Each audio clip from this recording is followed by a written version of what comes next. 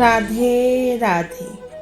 আজ আমরা শুনব মহাভারতের সেই হৃদয় বিদারক কাহিনী, যেখানে ভগবান শ্রীকৃষ্ণ প্রমাণ করেছিলেন যে যখন সারা পৃথিবী মানুষের দিক থেকে মুখ ফিরিয়ে নেয়, তখনও ঈশ্বর তার ভক্তের হাত ছাড়েন না।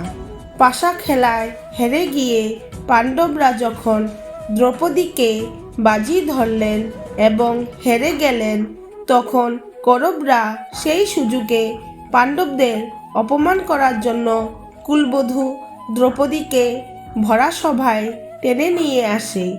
দুঃশাসন যখন ধৃতরাষ্ট্র, ভীষ্ম ও দ্রোণাচার্যের মতো মহারথীদের সামনে দ্রৌপদীর শাড়ি ধরে টানতে শুরু করল, তখন দ্রৌপদী সাহায্যের জন্য সবার দিকে তাকালেন। তিনি তার 20 স্বামী পাণ্ডবদের ডাকলেন, কিন্তু তারা ধর্মপাশে আবদ্ধ থাকায় মাথা নত করে বসেছিলেন। তিনি কুরুবৃদ্ধদের কাছে নেই চাইলেন, কিন্তু সবাই চুপ হয়ে রইল। চরম অপমানে এবং অসহায়তায় দ্রৌপদী যখন বুঝতে পারলেন যে এই মুহূর্তে তাকে রক্ষা করার মতো আর কেউ নেই, তখন তিনি তার 2 হাত তুলে অন্তরের অন্তঃস্থল থেকে পরম বন্ধু শ্রীকৃষ্ণকে ডাকতে শুরু করলেন।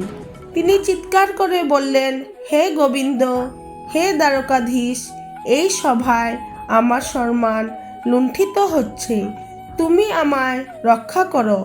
ভক্তের সেই আকুল আহ্বানে শ্রীকৃষ্ণ আর স্থির থাকতে পারলেন না।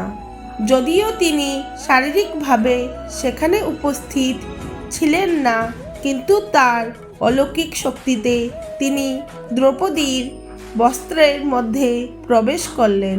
দুঃশাসন যতই শাড়ি ধরে টানছিল, সেই শাড়ি ততই দীর্ঘ হতে শুরু করলো। শত শত হাত কাপড় টেনেও দুঃশাসন যখন ক্লান্ত হয়ে মাটিতে পড়ে গেল, তখন দেখা গেল দ্রৌপদীর বস্ত্র শেষ হওয়ার বদলে এক বিশাল কাপড়ের স্তূপ তৈরি হয়ে গেছে। ভগবান শ্রীকৃষ্ণ অনন্ত বস্ত্র হয়ে দ্রৌপদীর সম্মান রক্ষা করলেন এবং কৌরবদের অহংকার ধুলোয় মিশিয়ে দিলেন।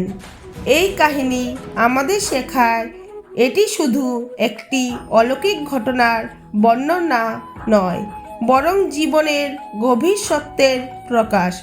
দ্রৌপদীর বস্ত্রহরণের ঘটনায় আমরা দেখি, যখন মানুষ নিজের শক্তি, সম্পর্ক, মর্যাদা বা ক্ষমতার উপর ভরসা করে, তখন বিপদের মুহূর্তে সেগুলো অনেক সময় ব্যর্থ হয়ে যায়। 5 জন বীর স্বামী থাকা সত্ত্বেও দ্রৌপদী সেই সভায় একা হয়ে গিয়েছিলেন, কারণ সেই মুহূর্তে মানবীয় শক্তি ছিল সীমাবদ্ধ। এই ঘটনা আমাদের শেখায়, পৃথিবীর কোনো শক্তি চূড়ান্ত নয়, চূড়ান্ত শক্তি একমাত্র ঈশ্বরের। আরও একটি গুরুত্বপূর্ণ শিক্ষা হলো সম্পূর্ণ আত্মসমর্পণ। প্রথমে দ্রৌপদী এক হাতে আঁচল ধরে অন্য হাতে সাহায্য চাইছিলেন, অর্থাৎ তিনি নিজের চেষ্টাও করেছিলেন, আবার অন্যের দিকেও তাকাচ্ছিলেন। কিন্তু যখন তিনি 2 হাত তুলে সম্পূর্ণভাবে শ্রীকৃষ্ণের উপর নিজেকে সঁপে দিলেন, তখনই অলৌকিক কৃপা নেমে এলো। অর্থাৎ ভক্তি তখনই পূর্ণতা পায় যখন অহংকার ও নিজের ভরসা ত্যাগ করে হৃদয়ের অন্তঃস্থল থেকে ঈশ্বরকে ডাকা হয়। এই কাহিনী আমাদের আরও শেখায়, অন্যায়ের সামনে নীরব থাকা নিজের একটি অন্যায়। সভায় উপস্থিত বহু জ্ঞানী ও শক্তিশালী ব্যক্তি চুপ ছিলেন, তাদের সেই নীরবতা ইতিহাসে কলঙ্ক হয়ে রয়ে গেছে। তাই জীবনে যখনই অন্যায় দেখব, তখন সাহস করে সত্যের পাশে দাঁড়ানোই আমাদের কর্তব্য। রাধে রাধে।